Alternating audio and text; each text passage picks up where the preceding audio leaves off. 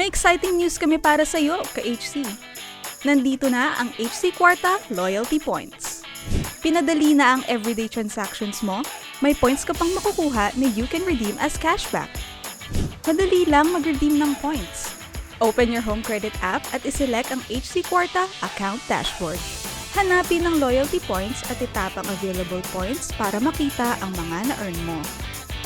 Tandaan, pwede mo nang ma-redeem ang iyong points as soon as you hit a minimum of 50 points. Ilagay ang iyong desired amount and click confirm. Take note, kada additional 10 points mula sa minimum na 50 points lang ang pwede mong i-redeem. Ibig sabihin, 50, 60, 70 points. Basta, divisible by 10. Kaya siguraduhin sakto ang points mo bago mag-redeem. And that's it!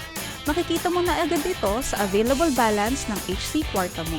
Ang dali lang, di ba? Tuloy lang sa paggamit ng HC Kwarta for your everyday transactions via the Home Credit app to earn more HC Kwarta loyalty points na deserve mo.